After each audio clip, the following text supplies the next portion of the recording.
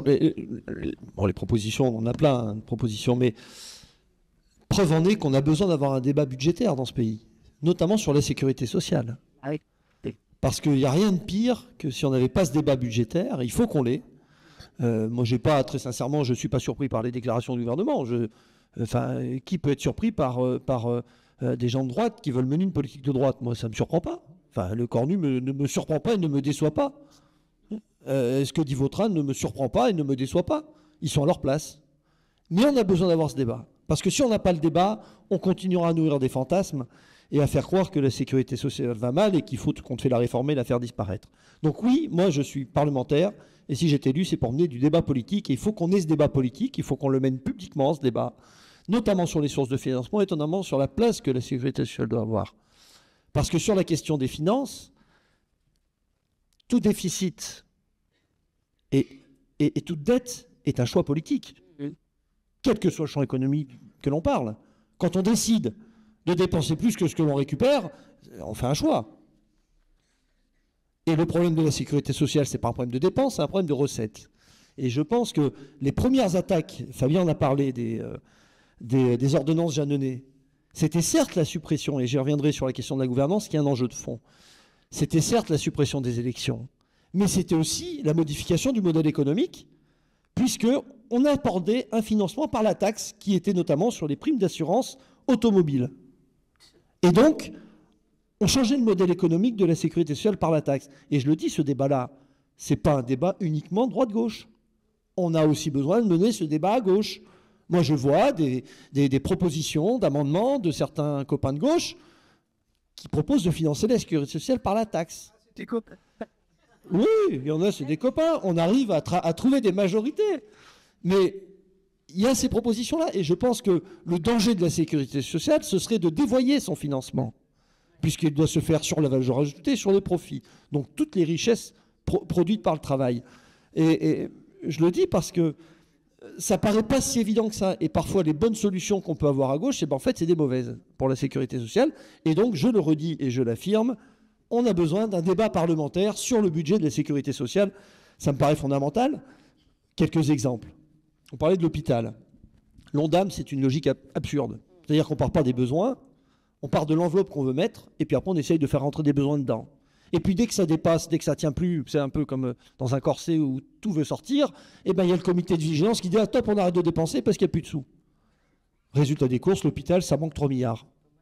On est peut-être à 4 maintenant d'ailleurs. Voilà. Donc c'est des logiques absurdes. Deuxième exemple, il y a des choses qu'on ne finance plus.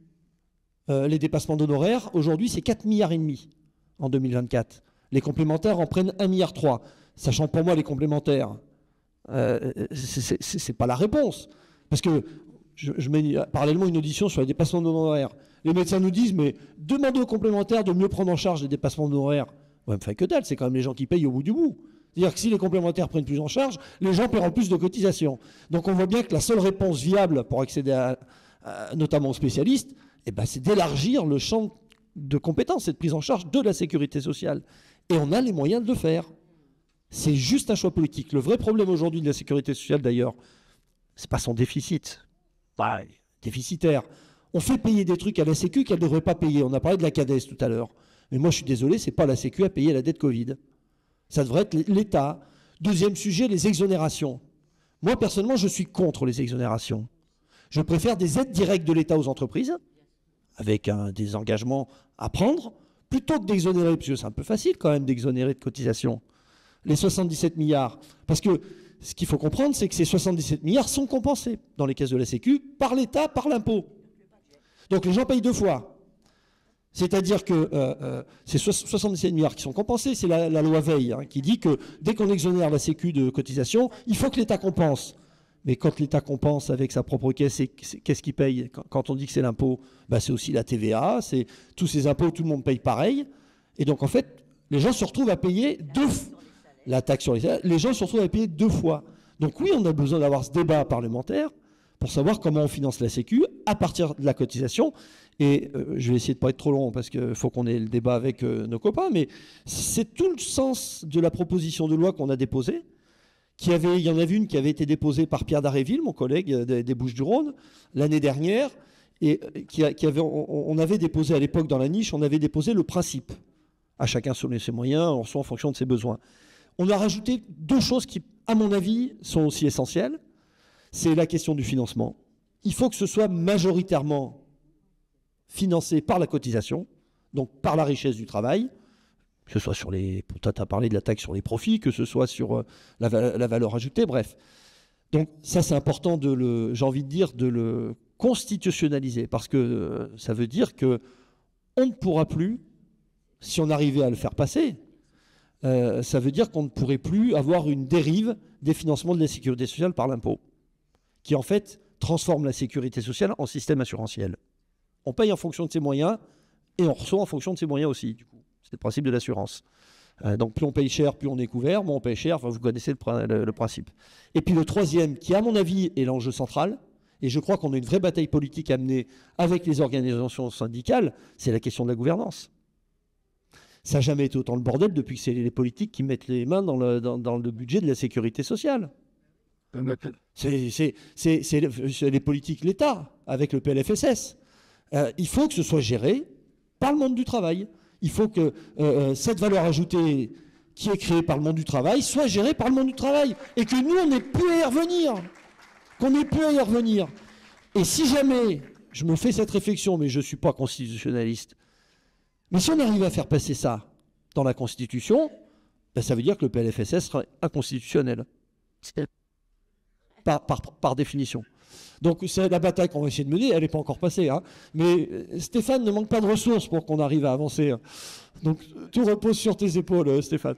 Donc non, mais en tout cas, c'est aussi, ça permet aussi de porter le débat. Mais je m'arrête là-dessus, j'insiste. On a besoin d'avoir ce débat politique à partir du débat sur le PLFSS. Et moi, j'ai hâte que le PLFSS arrive. Il devra arriver fin octobre. Non, merci. Ben, chez nous, si. Mais vous travaillez moins. Donc s'il arrive plus tard, il reste moins longtemps. Mais nous, il devrait arriver normalement, on pense, le 20 ou le 27 octobre, parce que pour l'instant, on n'a pas de calendrier. Et ben moi, j'ai hâte d'être à ce moment-là pour qu'on puisse débattre de ça. Et qu'on essaye de rendre public la nature de nos débats, sans être trop technicien. Vous avez remarqué, je ne suis pas un grand technicien de la finance. Hein. Mais je pense qu'il faut un débat politique. C'est le seul moyen de sauver la Sécu, c'est d'élargir son champ. Parti communiste, on porte la prise en charge à 100% des soins. Qu'après, il y a des discussions sur... je dis n'importe quoi, financer de la prévention via les mutuelles qui d'ailleurs ne seraient pas opposées, hein, ou une taxe sur les licences de sport pour financer de la médecine sport. J'en sais rien. On peut discuter à la marge de choses comme ça. Mais élargir le champ de la Sécu, la rendre plus forte, augmenter son budget pour augmenter sa couverture, je pense que c'est vraiment le seul moyen et le moyen plus efficace de sauver la sécurité sociale et de le maintenir comme un système universel. Merci Yannick. Alors, la politique peut être transparente, mais seulement avec l'aide de ceux qui y croient. Ce projet est une initiative citoyenne qui apporte les discours politiques non modifiés directement à vous. Si vous pensez que cela compte, soutenez-nous. Partagez nos vidéos, abonnez-vous et aidez-nous à grandir. Nous croyons que chaque voix compte et que chaque erreur peut être corrigée. Si vous remarquez un problème, faites-le nous savoir. Ensemble, nous pouvons rendre la politique plus claire et plus juste. Le changement commence avec chacun de nous. Êtes-vous avec nous ?